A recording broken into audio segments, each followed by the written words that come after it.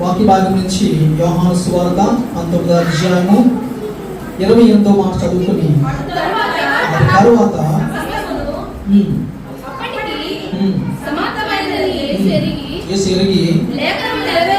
లేఖనములు నెరవేరినట్లు నేను దప్పికొనుచున్నాను అని సరిపోతుందండి. శ్రద్ధగా చూద్దాం, పైకి చూద్దాం. లేఖనములు నెరవేరినట్లు, ఏదైతే యేసుక్రీస్తు వారి కోసము కొన్ని లేఖనాలు రచించబడ్డాయో అవన్నీ కూడా నెరవేర్చాలని చెప్పి దేవుడు ప్రయత్నం చేస్తున్నాడు.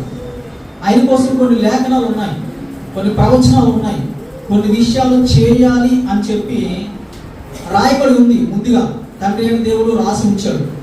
యేసుక్రీస్తు వారి కోసము రాసి ఉంచిన ప్రతి లేఖనాన్ని కూడా ఆయన అర్థం చేసుకుని ప్రతి లేఖనాన్ని కూడా నెరవేర్చే ప్రయత్నం చేస్తూ ముందుకు సాగి తన 33 సంవత్సరాల్లో చివరి గడికి వచ్చి చివరి మాటల్లోకి వచ్చేసాడు. ఆల్మోస్ట్ ఇంకొక 2-3 మాటల్లో ఆయన యొక్క ప్రాణము పోతుంది అనగా మాట్లాడిన అమూల్యమైన పవిత్రమైన మాటల కింద మనము ఈ యొక్క 7 మాటలని మనము గమనిస్తూ ఉన్నాము, ధ్యానిస్తూ ఉంటాము. ఈ మాటలో మనకి ఏమంటున్నాడంటే దేవుడు లేఖనములు నెరవేరినట్టు. యేసుక్రీస్తు వారి కోసమే లేఖనాలు రాశాడా దేవుడు తన కుమారుడికి ఒకలాంటి న్యాయము, తన కుమారుడు అనుకుంటూ మన మీద ప్రేమ చూపిస్తూ నీ మీద నా మీద ఒకలాంటి న్యాయము చూపించే ఆ వ్యత్యాసం ఉన్న దేవుడి కింద మనం చూడొచ్చా యెహోవా దేవుడిని అంటే? కాదు. దేవుడు చాలా ప్రేమమయుడు. దేవుని అర్థం చేసుకోవాలంటే మన జ్ఞానము సాలదు. చాలా డీప్గా ఆలోచన చేస్తే కానీ దేవుడు మనకి అర్థం అవడు. దేవుడికి చాలా శక్తిమంతుడు, చాలా జ్ఞానవంతుడు, చాలా ప్రేమ స్వరూపి. అందరినీ కూడా ఒకేలాగే చూస్తాడు. మీరు భక్తి చేస్తే మీ జీవితాన్ని బంగారంలో మారుస్తాడు. ఆఫ్రికాలో ఒక నీగ్రో వ్యక్తి భక్తి చేస్తే తన జీవితాన్ని కూడా బంగారంలో మారుస్తాడు. అమెరికాలో ఒక తెల్ల దొరసాన్ని భక్తి చేస్తే తన జీవితాన్ని కూడా బంగారంలా మారుస్తారు. అంటే అందరి జీవితాలని కూడా ఒకేలాగా ట్రీట్ చేసే మంచి దేవుడు మన దేవుడు. అందుకే మనుషులు ఒక్కొక్కసారి మనకు సపోర్ట్గా నిలబడతారు, వెళ్ళిపోతారు. కానీ దేవుడికి మాత్రము నీతి న్యాయం విషయంలో ఆయన ఎప్పుడు కూడా పొరపాటు చేయడు, అన్యాయం చేయడు. ఆయన మీద మనం హోప్ పెట్టుకుంటే ఖచ్చితంగా ఆయన న్యాయమే చేస్తాడు. ఎందుకంటే ఆయనకు న్యాయం చేయడమే వచ్చు. ఎలాంటి వారు ప్రలోభ పెట్టినా సరే ఆయన న్యాయమే చేస్తారు. పక్క వారందరూ కూడా మన కోసము ప్రార్థన చేశారనుకో, వీళ్ళు బాగోకూడదు, వీళ్ళు అభివృద్ధి చెందకూడదు, వీళ్ళు మంచి జీవితం ఉండకూడదు అని చెప్పి ప్రార్థన చేస్తే మీరు ఒకవేళ దేవుడితో అంటు కట్టబడి మంచిగా ముందుకు వెళ్తుంటే దేవుడు న్యాయమే చేస్తాడు. తెలుసా ఎంత మంచి దేవుడు? లేఖనములు నెరవేరినట్టు మన కోసం కూడా దేవుడు ఒక లేఖనం రాయించాడు. ఏంటో చదువుతాం జాగ్రత్తగా. 2 తిమోతికి రాసిన సెకండ్ లెటర్, 2వ పత్రిక 1వ అధ్యాయము 10వ మాట చూద్దాం. 2 తిమోతి 1వ అధ్యాయం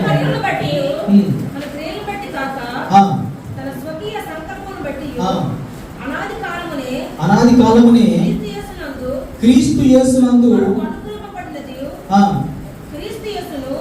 మన రక్షకుని ప్రత్యక్షత వలన బయలుపరచబడినది తన కృపను బట్టి మనల్ని రక్షించి పరిశుద్ధమైన పిలుపుతో ఆయన మనల్ని పిలిచాడు. ఓకే, ఎలా పిలిచాడంటే మనల్ని రక్షించి క్రీస్తు యేసు ద్వారా మనల్ని రక్షించి ఆశీర్వచనం నెరవేరినట్టు, అబ్రహాముకి ఇచ్చిన ఆశీర్వచనం నెరవేరినట్టు క్రీస్తు యేసు ద్వారా పవిత్రంగా మనం పిలిచాడంట. ఎవరిని? క్రిస్టియన్స్ ని ఎలా పిలిచాడు? చాలా పవిత్రంగా పిలిచాడంట. చాలా పవిత్రంగా యేసు క్రీస్తు ద్వారా మన కోసం ఒక పదం రాయించాడు. ఏంటో తెలుసా? రాయబడిన ప్రకారము యేసుక్రీస్తు, లేఖనము నెరవేరిన ప్రకారం యేసుక్రీస్తు నడిచి దాన్ని సాధించాడు. మన కోసం కూడా కొన్ని లేఖనాలు ఉన్నాయి. మనం మాత్రం లేఖనానుసారంగా నడుస్తున్నామా లేదని చెప్పి ఆలోచన చేస్తే మనం నడవట్లేదన్న సంగతి మనకు అర్థమవుతుంటది. దేవుడు తన ప్రజలైన మన కోసం కొన్ని లేఖనాలు రాయించాడు. తన మనసులో మాట యేసుక్రీస్తు వారికి చెప్తే యేసుక్రీస్తు వారు ఆ మాటలన్నీ నెరవేర్చుకుంటూ ముందుకు సాగాడు. అయితే దేవుడు మన కోసం కూడా కొన్ని మాటలు అక్కడక్కడ చెప్పాడు. ఏమని తెలుసా?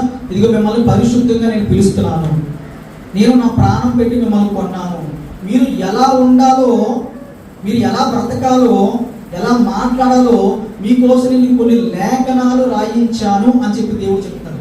రాయించాడా? ఎక్కడ మన కోసం రాయించిన లేఖనాలు కనపడ్డాయి అంటే నిజంగా చాలా లేఖనాలు దేవుడు హృదయంలో నుంచి యేసుక్రీస్తు గారి కోసం ఎలా రాయించాడో తన హృదయంలో నుంచి నీ కోసము నా కోసం కూడా కొన్ని లేఖనాలు రాయించాడు ఉమ్మడిగా. ఏంటో తెలుసా? మీరు పవిత్రంగా బతకండి, మీరు అబద్ధం ఆడకండి. ఈ లేఖనాలు మన కోసం, మిమ్మల్ని పిలుస్తున్నాము, పవిత్రంగా పిలుస్తున్నాము, మీరు ఇలాంటి మిస్టేక్స్ చేయకండి, ఇలా బ్రతకండి, ఇలా ప్రార్థన చేయండి అని చెప్పి కొన్ని మన కోసం రాయించాడు దేవుడు. ఆ లేఖనానుసారంగా మనం వెళ్తున్నామా లేదా అన్నది మన జీవితం మనం సరి చేసుకుంటూ ముందుకు సాగవలసిందిగా మీ అందరికీ మనం చేస్తున్నాడు. దేవుడు ఏమంటాడు? లేఖనము నెరవేరినట్టు తప్పికొనుచున్నాను. ఏమన్నాడండి? లేఖనము నెరవేరినట్టు తప్పికొనుచున్నాను అని చెప్పి దేవుడు పలికాడు. అయితే మనకి ఈ దప్పిక కోసం కొంచెం బైబిల్లోని ఒక 2-3 మాటలు మనం ఆలోచించగలిగితే ఇలాంటి దప్పికే ఒక వ్యక్తికి వచ్చింది. అదేంటంటే లూకా సువార్తలో ధనవంతుడు కనబడుతుంటాడు, ఒక లాజరు కనబడుతుంటాడు. లాజరు పరిస్థితి ఎలా ఉందంటే తినడానికి తిండి లేదు, తనకి ఆరోగ్యం బాగోలేదు, తినడానికి తిండి లేదు, తను వెళ్ళి సంపాదించుకోవడానికి ఆరోగ్యం కూడా లేని కారణంగా ఒక ధనవంతుడు ఇంటి బయట చెత్త కుండి పక్కన కుక్కలతో పాటు పోటీ పడుతూ ఆ పూట దొరికిందే తిని అక్కడే పక్కన పడుకుని ఆ యొక్క భయంకరమైన హీన స్థితిలో ఎవరు కనబడుతున్నారంటే లాజరు గారు మనకి కనబడుతుంది. ధనవంతుడు అయితే ఎలా ఉన్నాడంటే తనకున్న డబ్బునంతా కూడా అనుభవిస్తున్నాడు. ఎలా మంచి వస్త్రాలు వేసుకుంటున్నాడు, మంచి ఫుడ్ తింటున్నాడు, కానీ రోజు కూడా ఆ లాజరును దాటుకుంటూ వెళ్తున్నాడు ఇంట్లోకి. వెళ్ళి చక్కగా స్నానం చేసి చక్కగా మంచి ఫుడ్ తిని ఆ మిగిలిపోయిన చెత్త అంతా కూడా చెత్త కొట్లో పడేస్తే అక్కడ లాజరు ఏం చేస్తున్నాడు? చెత్తలోంచి ఏరుకుని కుక్కలతో పోటీ పడి కుక్క తిని ఆహారం లాక్కుని తింటున్నప్పుడు కుక్క ఏం చేయాలో తెలియక కుక్క లాజరు వైపు చూస్తుంది. ఏమని? నా ఆహారం నువ్వు తినేస్తావు అనేసి. ఇంకేం చేస్తుంది? అది వచ్చి లాజరు తాలూకా కురుపులు నాకుతున్నట్టుగా మన బైబిల్లో చూస్తుంటుంది. దానికి ఆహారం లేక ఏం చేస్తుంది? కురుపులు నాకుతుంది అనమాట. కుక్క దగ్గర కూడా పోటీ పడి అంత హీనమైన స్థితిలోని లాజరు కనపడతాడు. కానీ ధనవంతుడు ఎలా ఉన్నాడంటే ఊదా రంగు వస్త్రాలంట, సిల్క్, పట్టు, మంచి మంచి వస్త్రాలు వేసుకుని లైఫ్ని ఎంజాయ్ చేస్తున్నాడు. కానీ పక్కవాడి పరిస్థితిని ఇంచు కూడా పట్టించుకోవట్లేదు. అందుకే నేను దేవుడు జ్ఞానం నాకు ఇచ్చిన ప్రకారం నేను ఒకటి రాసుకున్నాను. ఏమిటో తెలుసా? అంటే మనందరం ధనవంతులు, మన లాజర్లో కాదు, మనందరం ధనవంతులు. దేవుడు నాకు ఇచ్చిన జ్ఞానం, మనందరం ధనవంతులు. మన స్థితిలో మన లైఫ్లో మనము సాయం చేయగలిగిన వారు ఎవరైనా ఉంటే, మనము ఆదుకోగలిగిన వారు ఎవరన్నా ఉంటే మనము వాళ్ళతో మాకేట్లే అని చెప్పి మన దారి మనం చూసుకోకూడదు. మనము సాయం చేయగలిగిన స్థితిలో ఉంటే, మన దగ్గర నుంచి ఎవరన్నా సాయం పొందాలనుకుంటే మీకు ఒకటే గుర్తు రావాలి, ఆయన లాజరు. ఎవరు?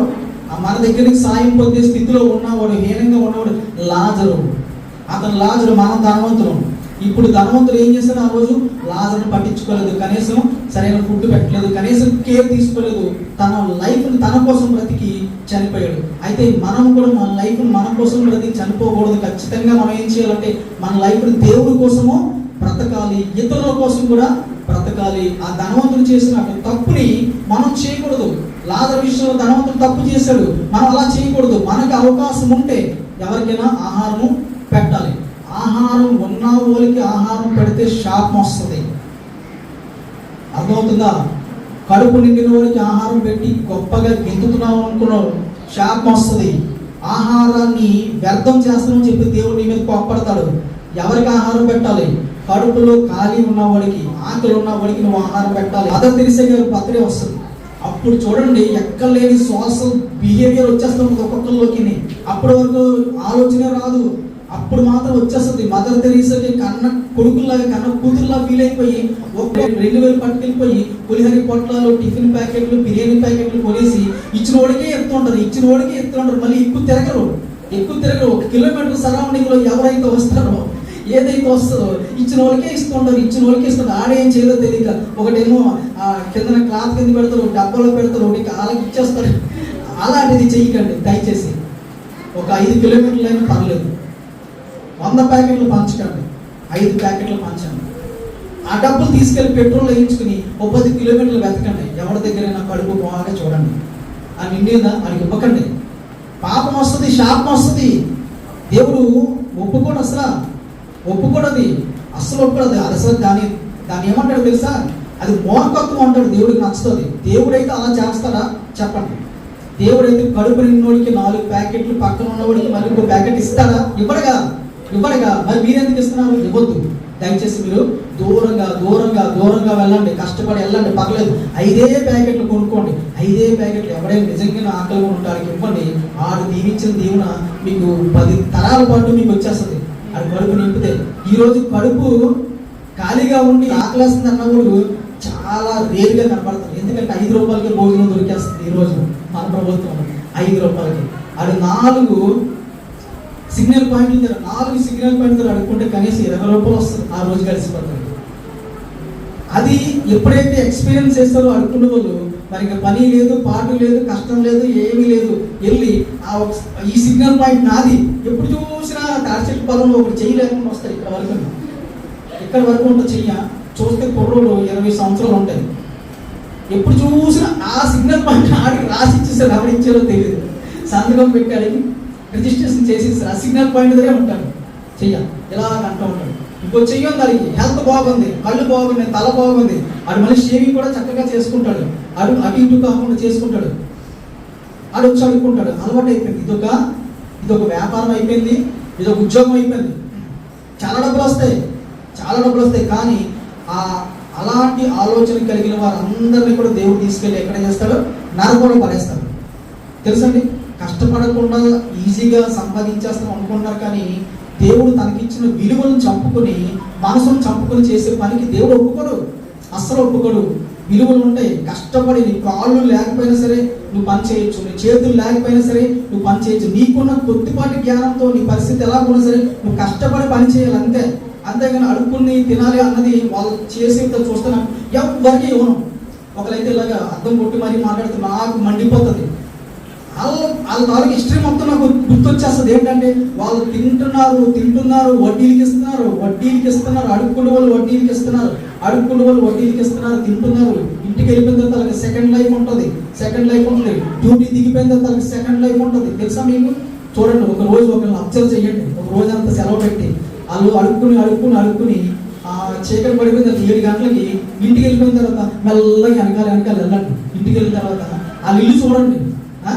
ఆ తర్వాత వాళ్ళు స్నానం చేసి బట్టలు వేసుకునే విధానం చూడండి. వాళ్ళ బండ్లు వేసుకుని తిరుగుతే విధానం చూడండి. తర్వాత రోజు అయితే మీకు ఏ అడుక్కున్న వాడికి రూపాయి ఇవ్వడం. మీకు అర్థమవుతుందా? అడుక్కున్న వాడికి డబ్బులు ఇవ్వద్దు. ఉపయోగంగా చెప్తున్నా. ఆకలిగా ఉన్నవాడికి ఆహారం పెట్టండి. అడుక్కున్నవాడు వస్తే మీరు చేదరించుకోండి. ఆడు అలా అడుక్కున్నాడు, రోజంతా అడుక్కుని 5 రూపాయలు వస్తే పక్కనున్న అన్న క్యాంటీన్కి వెళ్ళి తినేస్తే కడుపు నిండిపోద్ది కదా. ఎందుకంటే చాలా తప్పు చేస్తున్నాడు. దాంతో 10 రోజులు తినొచ్చాడు. 5 రూపాయలు టిఫిన్ వస్తుంది, 5 రూపాయలకి మధ్యాహ్నం భోజనం వస్తుంది, 5 రూపాయలకి రాత్రి భోజనం వస్తుంది. 15 రూపాయలతో ఆ రోజు గడిచిపోద్ది. ఆ చేతిలో 50 రూపాయలు ఉంటుంది, 100 ఉంటుంది. మళ్ళీ అడుగుతాడు కడుపు మీద చేసుకొని. నాకు చట్టం తీసుకురావాలని ఆశపడుతున్నాను. ఒక చట్టం ఎలా ఉండాలో తెలుస్తుంది. కొన్ని దేశాల్లో అడుక్కున్న వాళ్ళు బ్యాన్ చేస్తారు. ఆ విషయం తెలుసా మీకు? మన ఇండియాలోనే ఎంకరేజ్ చేస్తారు. పోలీసుడు పక్కన ఉంటాడు కానీ ఇది బాధ్యత ఉండదు. పోలీసుడు పక్కనే ఉంటాడు. మరి ఏట్రా చేతిలో డబ్బులు ఉన్నాయి కదా, అన్న క్యాంటీన్ పక్కన ఉంది కదా, ఇది తినరా, ఇంకా అడుక్కున్నావేంటి? ఈ రోజు అడుక్కునే కానీ చాలు. ఒక పావు గంట సేపు అడుక్కుంటే అడిగి 15 రూపాయలు వచ్చేస్తాయి. దయచేసి 20 రూపాయలు కాగితం ఇచ్చాడు. ఆ రోజు కలిసిపోయి ఇంటికి వెళ్తాడు. ఆ ఇంటికి వెళ్ళడు. ఎందుకంటే ఆడికి అలవాటు పడిపోయి మరిగాడు, రుచి మరిగాడు. ఆడు ఏం చేస్తాడు తెలుసా? మళ్ళీ అడుక్కుంటాడు. మళ్ళీ బ్యాచ్ మారుతుంటాయి కదా. సిగ్నల్ పాయింట్ దగ్గర వచ్చి ఒక 20-30 మంది ఆగుతారు. అందరి దగ్గరికి ట్రై చేస్తారు. వస్తుంది 50 రూపాయలు, 100 రూపాయలు ఒక ట్రిప్కి. ఎంతకి? 1 నిమిషానికి 100 రూపాయలు వస్తుంది. బాగుంది లేదు. మళ్ళీ వెళ్ళిపోయిన తర్వాత పక్కన కూర్చుంటాడు. 5 దాచుకుంటాడు. మళ్ళీ అడుక్కుంటాడు. మళ్ళీ ఒక నిమిషానికి మళ్ళీ 20 మంది వస్తే మళ్ళీ 100. నిమిషానికి 100 సంపాదిస్తాడు. కలెక్టర్ కన్నా క్రియేటెడ్. తెలుసా మీకు? ఆ కలెక్టర్ ఏంటి? పిచ్చోళ్ళకి 24 గంటలు చదివి కలెక్టర్ అయ్యి 30,000, 40,000 తీసుకుంటాడు. వీడు రోజు తీసుకుంటాడు 40,000. నిజం ఇది. అది ఇవ్వద్దు. రూపాయి కూడా అడుక్కునేవాడికి ఇవ్వద్దు. ఆ రూపాయి అడిగగానే మీరు ఏం చేయాలంటే, మీరు ఇవ్వాలనిపించింది ఒక 2 రూపాయలు రూపాయి పక్కన పెట్టండి. అవన్నీ కలిపి ఒక ఆహారం పొట్టలో కొనండి. ఎక్కడైతే కడుపులో ఆకలి ఉందో, ఎవరికైతే ఆహారం నిజంగా కావాలో, 2 ముద్దలు తింటే ఆడు ప్రాణం లేచి వస్తుందో అలాంటి వాళ్ళు వెతకండి. అలా కూడా మీకు దొరకడు. దొరికితే మీరు అదృష్టవంతులే, మీరు దీవించబడతారు. దేవుడు అలా ఇచ్చిన వాళ్ళని దీవిస్తాడు. ఎవరికి పడతానికి ఇవ్వద్దు. దయచేసి ఇప్పుడు కూడా తప్పు చేయొద్దు. అయితే ఇక్కడ లాజరు ఎంతో హీనాతిశీనంగా చనిపోయాడు. ధనవంతుడు కూడా చనిపోయాడు. అయితే ధనవంతుడు చూస్తున్నాడు, దూరంగా ఉన్న లాజరును చూసేమన్నాడు, నాకు చిన్న వాటర్ డ్రాప్ ఇస్తే చాలు అని చెప్పి ఏమన్నాడండి, చిన్న వాటర్ డ్రాప్ చిటికిన వేలు కొన నుంచి ఒక్కసారి నాకు ఇవ్వండి అంటే ఆయన పరిస్థితి ఎలా ఉంది, అంత ఘోరమైన హీన దశలో ధనవంతుడు వెళ్ళిపోయాడు. చిన్న చుక్క కూడా ఆ యొక్క ప్రదేశంలో అతనికి దొరకట్లేదు. అతనికి చాలా ఇరిటేషన్గా ఉంటుంది, కాలిపోతున్న ఫీలింగ్ వస్తుంది, చాలా వేదన పడుతున్నాడు, చాలా ఘోరమైన పరిస్థితి ఉన్నాడు. ఒక్క చుక్క దొరికితే చాలు, చాలా రోజులు అయిపోయింది అనిపించింది దానికి. వాటర్ తాగి గ్లాస్ వాటర్ అడగట్లేదు, బాటిల్తో అడగట్లేదు, కూలింగ్ వాటర్ అడగట్లేదు, మినరల్ వాటర్ కూడా అడగట్లేదు, చిన్ని చుక్క. కానీ దేవుడు ఏమో చెప్పాడంటే అలాంటి అవకాశం లేదని చెప్పి అబ్రహాం గారితో చెప్పించాడు. అలాంటి దప్పిక. అయితే మనల్ని దేవుడు ఏమన్నాడు తెలుసా, ఒక రకమైన దప్పిక మీకు కావాలన్నాడు, ఒక రకమైన దప్పిక ఉండాలి, అది చెప్తాను మీకు. అలాగే సమరయ స్త్రీ కోసం మనం చూసుకున్నట్లయితే యేసుక్రీస్తు వారు ఒక యాకోబు గారు తవ్వించిన బావి దగ్గరికి వెళ్ళినప్పుడు ఒక స్త్రీని కొంచెం దప్పిక అడుగుతాడు. ఏమంటాడు, నాకు కొంచెం వాటర్ కావాలని చెప్పి అడిగినప్పుడు ఆమె ఏమంటది, నువ్వు యూదుడువు, మేము సమరయులు, మమ్మల్ని అడుగుతున్నావేంటి అని చెప్పి అడిగినప్పుడు, నువ్వు ఎవరిని అడుగుతున్నావో తెలుసా, ఈ మాట ఎవరితో మాట్లాడుతున్నావో తెలుసా, నా దగ్గర నీది ఏముందో తెలుసా అంటే ఏముందంటే నా దగ్గర జీవజలాలు ఉన్నాయి, నువ్వు ప్రతిరోజు వచ్చి తాగుతున్నావు, పట్టుకెళ్తున్నావు, అయిపోతున్నాయి, కానీ నా దగ్గర జీవజలాలు ఉన్నాయి, అవి నేను నీకు ఇస్తాను, అవి ఇస్తే నీకు ఎప్పటికీ కూడా దాహం అయ్యదు అని చెప్పినప్పుడు ఈవిడ లోకానుసారంగా ఆలోచన చేస్తుంది. ఏమంటుంది, నిజంగా ఏదో బాగుంది, అదేదో ఓట్లాగా ఉంది, అదేదో ఇంటికి తీసుకెళ్తే మ్యాజిక్ వస్తుందేమో అని చెప్పి అదేదో నాకు త్వరగా ఇచ్చే, రోజు నేను యాత్ర పడలేకపోతానని చెప్పి అడిగినప్పుడు ఇదిగో ఏమన్నట్టు సార్, ఆ జీవజలాలు ఎవరైతే తాగుతారో వారు ఎప్పటికీ కూడా దప్పిక కొనరు. అది ఈ లోక సంబంధమైన శరీర దాహం తీర్చే ఆ నీళ్లు కాదు, అది వాక్యము, అది విలువైన వాక్యము. ఆ వాక్యం మనకు అర్థమైతే హృదయంలో మనకి అది ఎంత జీవజలం కింద మనకి తయారవుతుందో తెలుసా, అది ఎప్పుడు కూడా మనల్ని ఎప్పుడు కూడా ఫ్రెష్గా ఉంచుతూ ఉంటుంది, మనకి దాహం లేకుండా స్థితిలోకి తీసుకెళ్తూ ఉంటుంది. మన ఆత్మ ఎప్పుడు కూడా వాటర్ శుభ్రంగా తాగిన మంచి పుష్కలమైన ఆరోగ్యంగా ఉన్న స్థితిలోకి మనం తీసుకెళ్తుంది. వాక్యం మనం ఎప్పుడైతే తాగుతామో, వాక్యం మనకి ఎప్పుడైతే అర్థం అవుతుందో, దేవుడు ఎప్పుడైతే మనకు అర్థం అవుతాడో, దేవుడి యొక్క ప్రణాళిక ఎప్పుడైతే మన జీవితంలో నెరవేరుతూ ఉంటుందో, అర్థమవుతుంటుందో, అప్పుడు మనకి ఇంకా దప్పిక వెయ్యదు. చాలా ఆనందంగా ఉంటాం, చాలా హ్యాపీగా ఉంటాం, మనకి పరలోక రాజ్యం వచ్చేస్తుంది అని చెప్పి ధైర్యం కలిగి ఉంటాం, చాలా ఎంజాయ్ చేస్తుంటాం. అలాంటి జీవ జలాలు కడుపులోంచి బయటకు వస్తూ ఉంటాయి. 10 మందికి పంచాలి, 10 మందికి తెలియజేయాలని చెప్పి ఆ యొక్క తపన ప్రతి ఒక్కరిలోని కనబడుతుంటది. అలాగే సమరయ స్త్రీకి ఏం చెప్పాడంటే, నేను మీకు జీవ జలాలు ఇస్తాను అన్నాడు. అలాగే యేసుక్రీస్తు వారు పరలోక రాజ్యంలోని గొర్రెపిల్లగా ఉన్నప్పుడు ఏమన్నాడంటే, నేను జీవజల బుగ్గ దగ్గరికి మిమ్మల్ని నడిపిస్తాను అన్నాడు. ఎక్కడ నడిపిస్తానంట, జీవజల బుగ్గ దగ్గరికి నేను నడిపిస్తాను అని చెప్పి యేసుక్రీస్తు వారు చెప్తారు. అయితే ఈ సిలువ మీద పలుకుతున్న ఈ దప్పిక ఎందుకు అంటే 2 రకాలుగా మనం చెప్పుకోవచ్చు. ఒకటి ఆ శారీరక కష్టం మీద వస్తున్న దప్పిక, రెండవది లేఖనము నెరవేర్చబడాలి కనుక ఆ మాట పలుకుతున్నాడు. ఒకవేళ లేఖనములో ఆ దప్పిక అన్న మాట రాయించకపోతే దేవుడు ఆ మాట పలకడు, ఆ ఓర్చుకుని చనిపోతాడు. అర్థమవుతుందా? ఓర్చుకుని చనిపోతాడు. అయితే ఎప్పుడైతే దప్పిక అని అనగానే వీళ్ళు ఏం చేశారంటే ఒక స్పాంజి పట్టుకుని ఒక పొలై పెట్టిన ద్రాక్షరసంలో ముంచి తన చర్మం మీద ఉన్న దెబ్బలు కొంచెం మగతగా అయ్యేటట్టుగా, ఎనస్థేసియా అంటారు, అంటే మత్తు మందు, అలా అయ్యేటట్టుగా కాస్త మత్తులో ముంచి ఆయనకి అందించారన్న. అందిస్తే ఆయన తీసుకోలేదు. ఎందుకు తీసుకోలేదంటే అది తీసుకుంటే మైండ్ కొంచెం మత్తులోకి వెళ్ళి చర్మం తాలూకు నొప్పిని మర్చిపోతాం. అది దేవుడు ఇష్టపడలేదు. ఏమి ఇష్టపడ్డాడంటే మన కోసం ఆయన పూర్తిగా సెన్స్లో ఉండి, పూర్తిగా పాపం లేకుండా, పూర్తిగా మన కోసము బాగా యాక్టివ్లో ఉండి చనిపోవాలి. అది ఆయన కోసం రాయబడిన లేఖనము. అంతేగాని మధ్యలో మత్తు మందు వేసుకుని, ట్యాబ్లెట్ వేసుకుని ఎంతైనా కొట్టేయండి పర్లేదు అన్నట్టుగా దేవుడు ఇప్పుడు కూడా ఆలోచన చేయలేదు. మన కోసం ఆయన ఫుల్గా యాక్టివ్గా ఉండి తప్పు లేకుండా చనిపోవాలి. ఒక పవిత్రుడు చనిపోవాలి, చనిపోయి తిరిగి లేవాలి, అప్పుడు పునర్జీవం వస్తుంది. మనందరికీ కూడా ఏముంది? పునర్జీవం ఉంది. ఏముంది? మనందరికీ కూడా పునర్జీవం ఉంది. మన జీవితం మీదకి ఒక మహిమ దేహం ఇస్తాడు. మొట్టమొదటిగా ఆ మహిమ దేహాన్ని యేసుక్రీస్తు వారే తీసుకున్నారు. ఎలాగా? ఏ మరణం పొందారు ఆయన? పరిపూర్ణమైన, మళ్ళీ చనిపోలేని మరణం పొందాడు ఆయన. మరణం పొందిన తర్వాత ఒక్కసారి లేచాడు కదా, అప్పుడు ఆయన మీదకి ఏమొచ్చింది? పునర్జీవితంలో ఒక సూట్ లాంటి, వస్త్రం లాంటి దేహం వచ్చింది. ఎవరి మీదకి? యేసుక్రీస్తు మీదకి. అప్పుడు మరి ఇక మరణం ఉండదు. ఎప్పుడైతే ఆ దేహాన్ని మనం పొందుకుంటామో, ఆ యొక్క దేహాన్ని వస్త్రాన్ని పొందుకుంటామో, మనకి ఇక మరణం ఉండదు. మనం దేవుళ్ళగా అయిపోతాం, మనకి ఇక నిత్య జీవంలోకి ప్రవేశిస్తాము. అలా మొట్టమొదటిగా ఆయన చనిపోయి తిరిగి లేచి పునర్జీవం పొంది, ఏం జరిగింది? పునర్జీవం పొందిన తర్వాత ఆయన మీదకి మహిమా దేహం వచ్చింది. ఇదంతా జరగాలంటే ఆయన పాపము లేకుండా చనిపోవాలి. ఒక వ్యక్తి పాపం లేకుండా చంపబడతాడా అంటే చంపబడేటట్టుగా ఆ పరిస్థితులు అలా ఉన్నాయి. ఏం చేశాడు? ఆయన ఫైట్ చేశాడు. దేనికోసం ఫైట్ చేశాడు? ఆ జరుగుతున్న అన్యాయాల కోసం యేసుక్రీస్తు వారు ఆ కాలంలో ఫైట్ చేశాడు. రాయబడిన ప్రకారంగా ముందుకు వెళ్తూ ఆయన ఫైట్ చేశాడు. పాపం లేకుండా జీవించి ఆయన ఫైట్ చేసి చాలా మందికి వ్యతిరేకంగా కనబడి, వారికి తెలియకుండానే ఈయన చంపే విధంగా ఆ రోజు ఆయన కనబడినప్పుడు వారందరూ పగబట్టి ఏం చేశారండి? ఆయన్ని చంపేసి, ఇంకేం చేశారు? ఆయన చంపేసి సమాధి చేసినట్టుగా మనము చూస్తాం. కానీ దేవుడి చిత్తం ఏంటంటే ఆయన చనిపోవాలి, పాతి పెట్టబడాలి, 3వ రోజున సజీవంగా లెగిసి ఏదైతే మరణ ముళ్ళు ఉంటుందో, రెండో మరణమైన ఆ యొక్క శాశ్వత మరణ ముళ్ళుకి ఒక ఫుల్ స్టాప్ పెట్టాడు. ఆ మరణ ముళ్ళుకి ఆయన ఒకవేళ ఫుల్ స్టాప్ పెట్టకపోతే ఈ రోజుకి నీవు నేను కూడా ఈ యొక్క శారీర మరణం తర్వాత పరిపూర్ణమైన శాశ్వత మరణంలోనికి వెళ్ళిపోతాం. ఒకవేళ యేసుక్రీస్తు రాకపోతే మనకి ఎన్ని మరణాలు ఉన్నాయంటే 3 మరణాలు ఉంటాయి. ఒక మనిషికి ఎన్ని మరణాలు ఉంటాయి?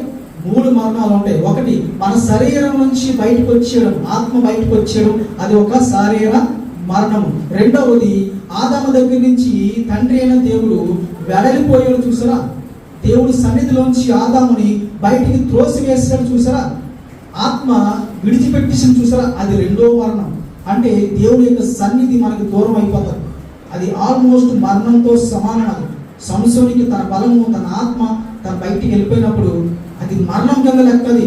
అలాగే ఆదాముని రోజు చల్లపోవటం మాట్లాడుతున్న దేవుడు అతన్ని ఒక రోజు చిన్న తప్పిదం చేసినందుకు ఏం చేశాడు? విడిచిపెట్టేసి వెళ్ళిపోయాడు. అది మరణము. అది 2వ మరణంలో నడుస్తున్న మనము, అదే పాపం నడుస్తున్న మనకి 3వ మరణం ఉంది. అదేంటో తెలుసా? శాశ్వతమైన మరణం. ఆ శాశ్వతమైన మరణానికి ఫుల్ స్టాప్ పెట్టడానికి యేసుక్రీస్తు వారు వచ్చి ఆయన మన యొక్క శాపాలు తీసుకుని మనకి శాశ్వత మరణం లేకుండా ఇప్పుడు ఫుల్ స్టాప్ పెట్టాడు. మనందరూ ఇప్పుడు ఏమో తెలుసా? మనందరూ కూడా శాశ్వతమైన మరణంలోకి ఇక వెళ్ళము. మనకి మరణం లేదు. ఇక మన శారీరక మరణం ఒక్కటే ఉంటుంది, కానీ మనం పరిపూర్ణంగా ఆత్మగా మనం ఎక్కడ బతుకుతాం? దేవుడి దగ్గర బతుకుతాం. అయితే మనకు మనమే పాపంలో పడే అవకాశం ఉంది. మనల్ని నరకంలో పంపించుకునే అవకాశం ఉంది. సాతానుని పంపించడు. ఇంకా దానికి ఫుల్ స్టాప్ పెట్టేస్తాడు దేవుడు. దేనికి పెట్టేస్తాడు? ఆ 2వ మరణం మన జీవితంలో ఏలుబడి చేయదు. అది మనల్ని తీసుకెళ్లి పాతాళంలో ఎప్పుడు పెట్టదు. దానికి ఫుల్ స్టాప్ జరిగింది సిలువలో. అది ఫుల్ స్టాప్ చేయబడింది. ఇప్పుడు మనము కోరుండి కావాలంటే ఎక్కడికి వెళ్ళొచ్చు? ఎండలోకి వెళ్ళి డిహైడ్రేట్ అయిపోయి హాస్పిటల్లో జాయిన్ అవ్వచ్చు. మనకు ఒక ఇల్లు ఉంది. దేవుడు మనకి ఇల్లు ఇచ్చాడు.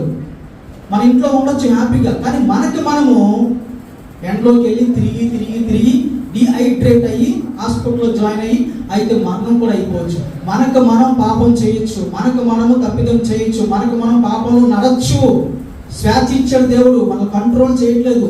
పాపం చేయకుండా నీ యొక్క మనసును త్రిప్పే ప్రయత్నం దేవుడు ఎప్పుడూ చేయడు. నీకు స్వేచ్ఛ ఇచ్చాడు, నీకు పూర్తి స్వేచ్ఛ ఉంటుంది. నిన్ను పాపంలో పడకుండా దేవుడు ఎప్పుడు కూడా కాయడు. పాపంలో పడుతున్నప్పుడు నేను చేయి పట్టుకుని వెనక్కి లాగడు.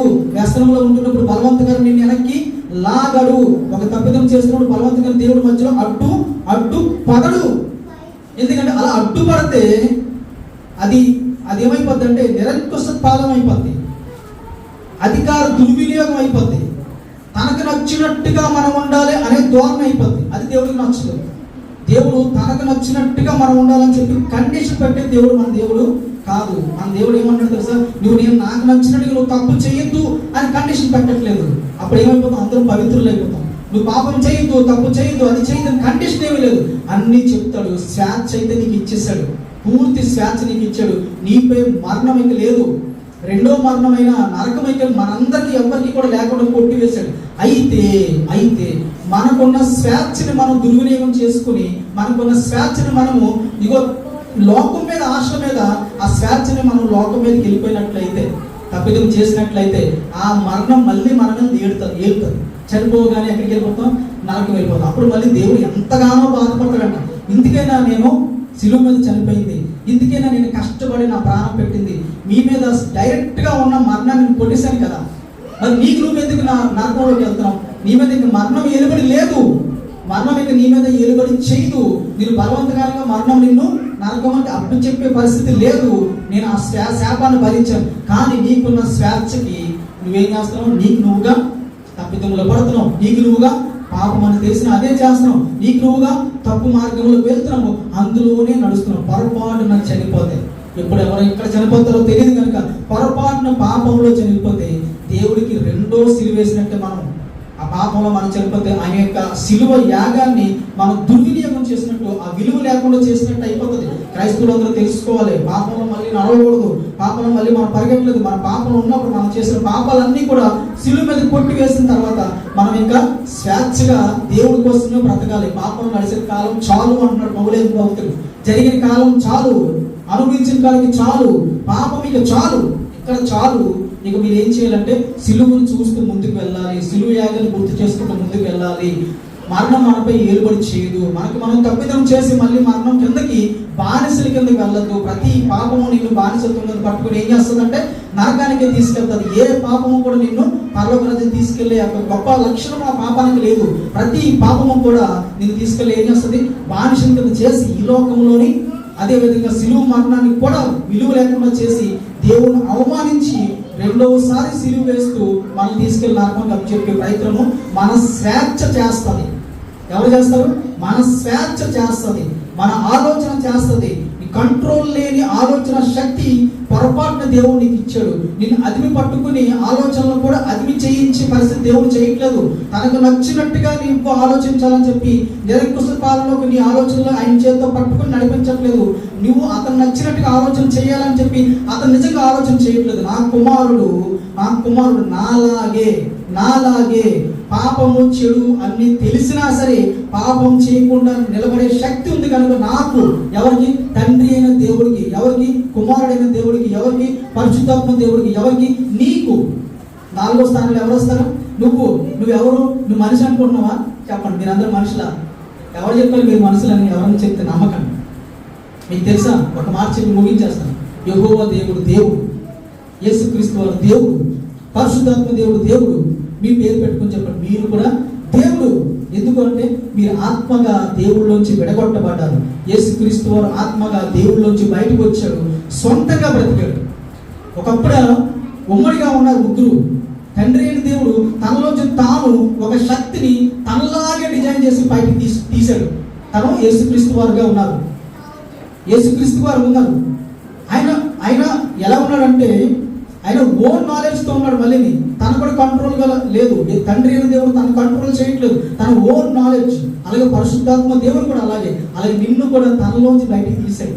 మనందరం ఎక్కడ ఉండేవాళ్ళం? ఒకప్పుడు దేవుళ్ళలో ఉండేవాళ్ళం. శాశ్వతంగా బ్రతికే శక్తి కలిగిన ఆత్మలుగా ఉన్న దేవుళ్ళు మీరు. శాశ్వతమైన అయితే మరణం అవ్వాలి, శాశ్వతమైన జీవనంకనే వెళ్ళాలి. అంతేగాని మీ మరణము అది అంతం అవ్వదు. మీ మరణానికి అంతము లేనే లేదు. అందుకే దేవుడు అన్నాడు, మీ మరణం మీదకి ఒక అంతం వస్తుంది, శాశ్వతమైన మరణంలో పంపించేస్తాడు మీ జీవితాన్ని, ఆత్మల్ని. కనుక నేను మధ్యలో వచ్చి అడ్డుపడ్డాను. నేను అడ్డుపడి మీ యొక్క ఆత్మల్ని శాశ్వతమైన పరలోకం వైపు నేను తిప్పాను. పొరపాటు మీరు మళ్ళీ వెనక్కి తిరిగి వెళ్ళిపోతే, నేను చూపించిన మార్గంలో కాకుండా వెనక్కి తిరిగి వెళ్ళిపోవచ్చు అని చెప్పి దేవుడు మనకి ఓపెన్గా షేర్ చేస్తున్నాడు. కనుక అర్థం చేసుకుందాం. సిలువలో పలికిన 7 మాటలు మనం బాగా అర్థం చేసుకుందాం. ప్రతి మాట ద్వారా దేవుడు మనల్ని రక్షించి, మనల్ని ప్రేమించి, మనల్ని మంచిగా బ్రతికి మన కోసం రాయబడినట్టుగా మనం జీవించమంటున్నాడు. అంతే. మన కోసం దేవుడు లేఖనాల్లో కొన్ని విషయాలు రాయించాడు. యేసు వారి కోసం రాయించిన ప్రకారం ఆయన పోయారు. మన కోసం రాయించిన ప్రకారం మనం జీవించి మనం ముందుకెళ్తే మనల్ని ఏం చేస్తారు? దేవుడు తన సన్నిధికి తీర్చుకుని తన పిల్లల కింద మనకి శాశ్వతమైన జీవనం ఇవ్వడానికి సిద్ధంగా ఉన్నాడు. ఈ యొక్క 4 మాటలు మీ అందరూ ఆదరణ పొందారు నమ్ముచున్నాము. ఈ సమయంలో సంఘం అంతా లేచి నిలబడి ఒకే ఒక్క పల్లవి చక్కగా దేవుడి యొక్క సిలువ కోసం ఒక్క పల్లవి, ఒక్క చరణం త్వరగా ముగించిన తర్వాత లాస్ట్గా 2 మాటలు చెప్తారు. మన ముందుకు అరగంట ఉంది, సమయం అయితే ఎక్కువ అయిపోయింది. త్వరగా ఒక మంచి పాట. స్నేహితుడా నా